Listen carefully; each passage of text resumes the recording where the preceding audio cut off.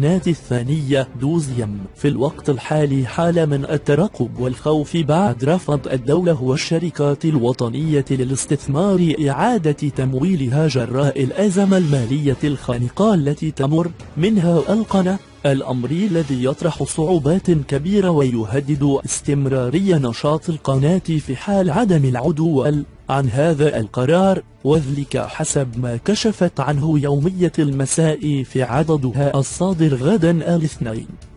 وأوضحت مصادر اليومية الموثوقة أن قرار رفض إعادة تمويل القناة الثانية التي تتحكم الدولة في أغلبية رأس مالها، فيما تملك الشركات الوطنية 20% من رأس مالها الإجمالي، يرجع إلى التقرير الأخير الصادر عن المجلس الأعلى للحسابات الذي فضح الوضعية الكارثية التي آلت إليها مالية شركة سورياد، والتي تعكس وضعا ماليا مقلقا بحكم عجز نتيجتها المالية.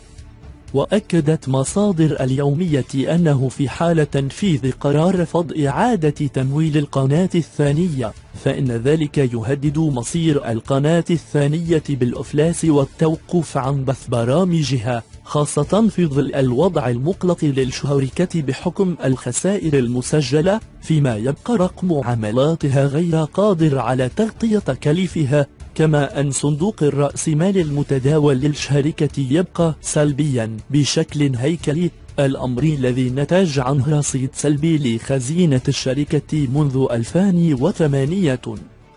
ويذكر أن تقرير المجلس الأعلى للحسابات لسنة 2015 والذي تم الإفراج عنه أخيرا فضح الوضعية المحاسبية والمالية لشركة سورياد، وسجل ملاحظات وصفها بالمقلقة في مالية القناة الثانية، إذ لفت إلى إخلال القناة باتزامها فيما يخص الاستثمارات وتجديد تجهيزات النقل والبث والإنتاج،